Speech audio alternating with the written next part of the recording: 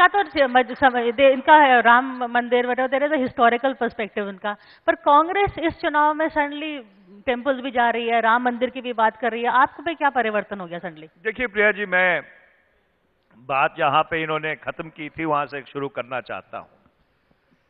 इन्होंने जम्मू कश्मीर की बात की। कल रात जो भारतीय जनता पार्टी के इशारे के ऊपर राज्यपाल ने काम किया है, उससे भारत के सर्वोच्च राष्ट्रहित को इतनी बड़ी क्षति पहुंची है और उसके इतने बड़े दूरगामी परिणाम होंगे जिसका आप एहसास भी नहीं कर सकते। आप सोचिए कि ये नैतिकता की बात करते हैं। पहले पीडीपी के साथ सरकार बना ली, 370 के मुद्दे को जिसके ऊपर ये 50 साल सियासत करते रहे, जैसे सरकार बनाने का मौका मिला एक तरफ रख दी, और जब समर्थन वापस लिया 5 महीने तक इन्होंने कोशिश की कि किसी तरह से साम दाम दंड भेद से एमएलए तोड़ के कांग्रेस के, एनसी के, पीडीपी के किसी तरह हमारी सरकार बन जाए, पर इनके साथ जाने के लिए कोई तैयार नहीं था।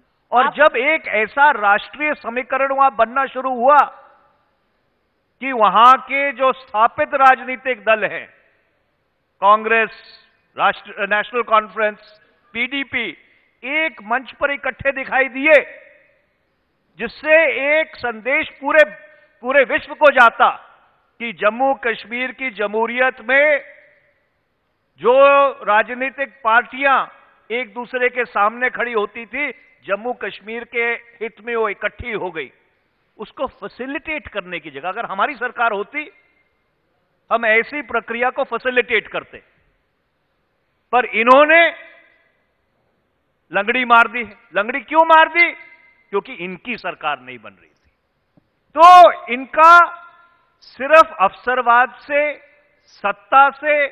सत्ता हथियाने से इतना ज्यादा प्रेम है कि ये राष्ट्रहित का भी गला काट सकते हैं, जो कल रात जम्मू कश्मीर में हुआ। और जहां तक रही राम मंदिर की बात, देखिए मैं तो निरंतर और लगातार 10 बार पिछले 15 मिनट में यह बात कह चुका हूं कि आप कहते हैं हम बहुत खराब थे, कांग्रेस ने ये किया, कांग्रेस ने वो किया, कांग्रेस धरती आसमान पे ले गई, आसमान धरती पे वापस ले आई। अरे पिछले 53 महीने पे आपकी सरकार है, बनाइए ना आप राम मंदिर, क्यों नहीं बनाते? मैं दोबारा पूछना चाहता हूं। आपके नेता कहते हैं कि आस्था का प्रश्न है। मुझे याद है जब राम मंदिर का आंदोलन शुरू हुआ था तो आडवाणी जी, जिनको बर्फ में लगा रखा इन्होंने आजकल, उनकी बुजुर्गियत की भी इन्होंने कदर नहीं की।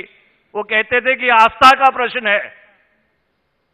तो अगर आप ये मानते हैं कि आस्था संविधान से बड़ी है, तो क्यों नहीं आप उस मार्ग पर चलते? पर आप इसलिए नहीं चलना चाहते क्योंकि जिस दिन मंदिर बन गया उस दिन मंदिर के नाम पर वोट मिलना बंद हो जाएगा, और वो प्रधानमंत्री 15 लाख वाले को मंजूर नहीं है। तो बहुत कुछ देखिए, मैं एक बात और कहना चाहूंगा। अभी इनकी सारी बातों का जवाब, एक बात इनके मुंह से निकली गई कि पिछले 5 महीनों से जम्मू कश्मीर में बड़ा कोशिश चल रही थी और नहीं बन पाई, इसलिए इन्होंने कर दिया। इसका मतलब कोशिश चल रही थी, ये तो इन्होंने मान लिया। कौन चल रहा था, क्या कर रहा था, वो अलग बात है। अरे भाई, कोशिश चल रही थी तो आपने क्यों नहीं उठाया मुद्दे को? इसका मतलब राज्यपाल ने जो कहा है कि 5 महीने मैंने इंतजार किया और मेरे पास सूचना थी कि ये कोशिशें चल रही थी, यह सत्यापित हो जाता है। और आप लोगों को पता होगा, साधारण उदाहरण से बताऊंगा। एग्जामिनेशन देने जाता है कोई बच्चा और 3 घंटे पूरा हो जाए और वो लिखे ही नहीं। जब उससे कहा जाए आप कॉपी दे दो, अरे मैंने तो लिखा नहीं, मुझे और समय चाहिए। तो 5 महीने से क्यों नहीं लिख रहे थे भाई?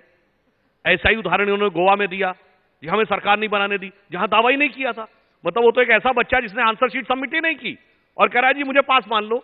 ऐसा कैसे होता है? इसलिए मैं कहना चाहता हूं कि उसमें जो बात की गई वो विशुद्ध रूप से संवैधानिक आधार पर 5 महीने का पर्याप्त समय देने के बाद, वो 2 क्लेमेंट थे। अब किसके क्लेमेंट को जज करेंगे भाई? 2 लोग दावेदार हैं, दोनों लोग समान प्रकार के विधायकों के नाम लेके आए हुए हैं। तो इससे साफ हो गया कि जो अंदेशा आपने व्यक्त किया वही अंदेशा चल रहा था। यहां पर किसी प्रकार की कोई दुविधा की स्थिति नहीं थी, इसलिए इस प्रकार का कार्य करना पड़ा।